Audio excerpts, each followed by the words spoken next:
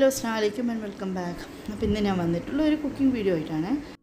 അപ്പോൾ ഇന്നത്തെ നമ്മളുടെ റെസിപ്പി എന്ന് വെച്ച് കഴിഞ്ഞാൽ മേത്തി വെച്ചിട്ടുള്ള ഒരു റൊട്ടിയും അതുപോലെ അതിൻ്റെ സൈഡ് ഡിഷായിട്ട് ഒരു പൊട്ടാറ്റോ ഫ്രൈ ആണ് ഞാൻ ഉണ്ടാക്കുന്നത്.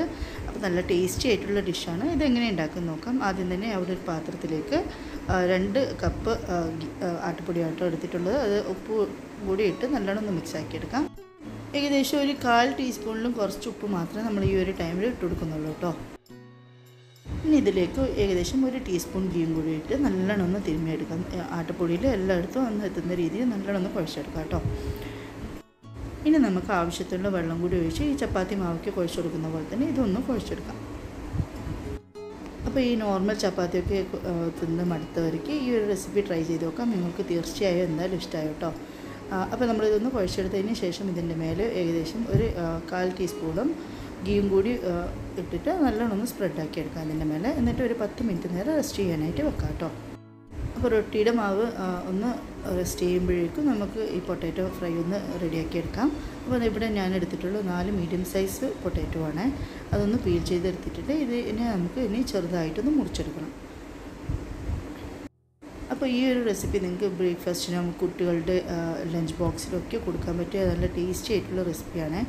അപ്പം എല്ലാവരും ഒന്ന് ട്രൈ ചെയ്ത് നോക്കുക. എനിക്ക് ഇഷ്ടമാവുമെന്ന് എന്തായാലും വിചാരിക്കുന്നത്. അപ്പോൾ ഇതുപോലെ ചെറിയ ചെറിയ പീസസ് ആയിട്ടാണ് നമുക്ക് പൊട്ടാറ്റോ വേണ്ടുന്നത്. അപ്പോൾ 4 പൊട്ടാറ്റോ നമുക്ക് ഇതുപോലെ തന്നെ കട്ട് ചെയ്തിട്ടെടുക്കാം കേട്ടോ. ഇനി നമുക്കിതിലേക്കുള്ള മസാല പ്രിപ്പയർ ചെയ്യാം. അപ്പോൾ ഞാൻ ഇവിടെ ഇട്ടിട്ടുള്ള ഏകദേശം 1 ടീസ്പൂണിൻ്റെ അത്രയും മുളക് പൊടി ഇട്ടിട്ടുണ്ട്. ഇതിൽ കാശ്മീരിയും അതുപോലെ നോർമലും കൂടി മിക്സ് ആക്കിയിട്ടുള്ളതാണ് കേട്ടോ. ഇനി ഇതിലേക്ക് 1/4 ടീസ്പൂൺ മഞ്ഞൾപ്പൊടിയും അതുപോലെ ഏകദേശം 1/2 ടീസ്പൂണിൻ്റെ അത്രയും ഗരം മസാലപ്പൊടി ഇട്ട് അതിനുശേഷം ആവശ്യത്തിലുള്ള ഉപ്പും കൂടി നമുക്ക് ഇട്ട് കൊടുക്കാം. എന്നിട്ട് നല്ലോണം ഒന്ന് മിക്സാക്കി എടുക്കാം. അപ്പോൾ മിക്സാക്കാൻ എടുത്ത പാത്രം ചെറുതായി പോയിട്ടുണ്ട്. എന്നാലും കുഴപ്പമില്ല, നമുക്കിതിൽ തന്നെ എങ്ങനെയെങ്കിലും ഒന്ന് മിക്സാക്കി എടുക്കാം. അപ്പോൾ നല്ലോണം ഒന്ന് കൂട്ടായിട്ട് എടുത്തിട്ടുണ്ട്. നമ്മൾ പൊട്ടാറ്റോയിലൊക്കെ മസാല നല്ലോണം കൂട്ടായിട്ടുണ്ട്. അപ്പോൾ ഇതുണ്ടാക്കാനായിട്ട് ഞാൻ ഇവിടെ ഒരു പാത്രം ചൂടാക്കാനായിട്ട് വെച്ചിട്ടുണ്ട്. ഇതിലേക്ക് നമുക്ക് കോക്കനട്ട് ഓയിൽ ഒഴിച്ചെടുക്കാം. അപ്പോൾ ഏകദേശം 1.5 ടേബിൾ സ്പൂണിൻ്റെ അത്രയും കോക്കനട്ട് ഓയിൽ കേട്ടോ ഒഴിച്ചെടുത്തിട്ടുള്ളത്.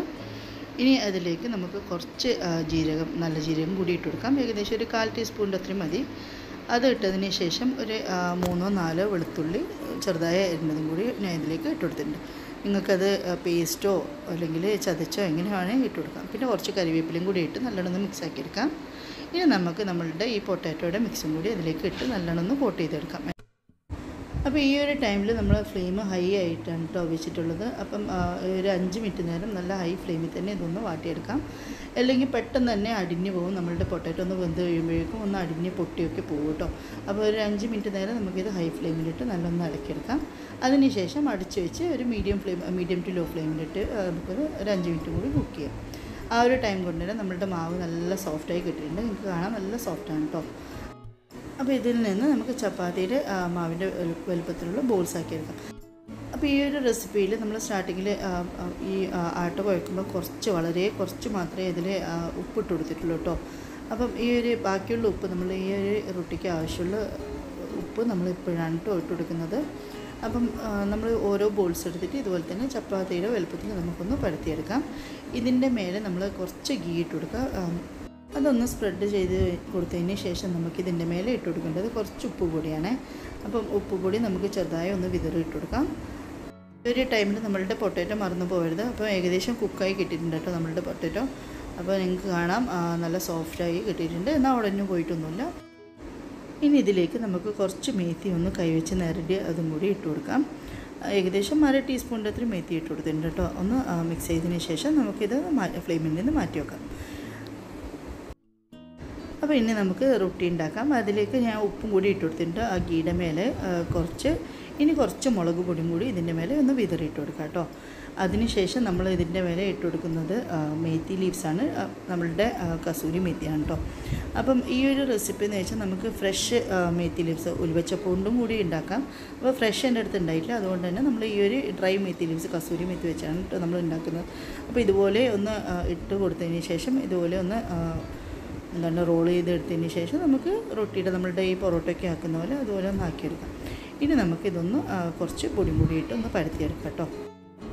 അപ്പം ഈ ഒരു റൊട്ടിയുടെ കൂടെ ശരിക്കും നമുക്ക് പൊട്ടാറ്റോ ഒന്നും സൈഡ് ഡിഷായിട്ടൊന്നും വേണ്ട കേട്ടോ.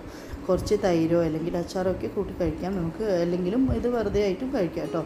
അപ്പം നല്ലൊരു ഹെൽത്തി റെസിപ്പിയും കൂടിയാണ്. നമ്മൾ മേത്തി ലീവ്സും അതുപോലെ കുറച്ച് ഗീയൊക്കെ ഇടുന്നതുകൊണ്ട് തന്നെ കുറച്ച് നല്ല ഹെൽത്ത് ബെനിഫിറ്റുള്ള ഒരു റൊട്ടിയാണ് കേട്ടോ.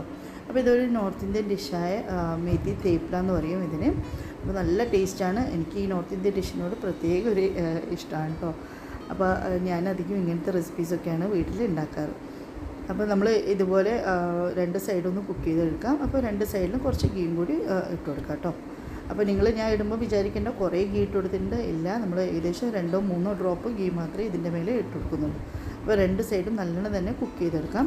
അപ്പോൾ ഇത് ഈ ബാക്കിയുള്ള ചപ്പാത്തിയൊക്കെ പോലെ ഒന്നും പൊന്തി വരൊന്നുമില്ല. നമ്മൾ മേത്തി ഈ ലീവ്സ് ഇട്ട് കൊടുക്കുന്നതുകൊണ്ട് അതിൻ്റെ ആ ഒരു സൈഡൊക്കെ ഇതാക്കി പോക്ക് ചെയ്തിട്ടുള്ളതുകൊണ്ട് തന്നെ അങ്ങനെ പൊന്തിയൊന്നും വരത്തില്ല കേട്ടോ. അപ്പോൾ നമ്മളുടെ റെസിപ്പി ഇവിടെ റെഡി ആയിട്ടുണ്ട്. നല്ല ടേസ്റ്റി ആയിട്ടുള്ള മേത്തി തേപ്പിലും അതുപോലെ പൊട്ടാറ്റോ ഫ്രൈയും നല്ലൊരു കോമ്പിനേഷൻ തന്നെയാണ് കേട്ടോ. അപ്പോൾ എല്ലാവരും ട്രൈ ചെയ്ത് നോക്കുക. ഇന്നത്തെ എൻ്റെ വീഡിയോ നിങ്ങൾക്കൊക്കെ ഇഷ്ടമായെന്ന് കരുതുന്നു. ഇഷ്ടമായിട്ടുണ്ടെങ്കിൽ ലൈക്ക് ചെയ്യുക, ഷെയർ ചെയ്യുക, നിങ്ങളുടെ അഭിപ്രായമൊക്കെ പറയാം കേട്ടോ ഉണ്ടാക്കിയതിന് ശേഷം. ഇനി അടുത്ത വീഡിയോ കാണാം. Thank you for watching.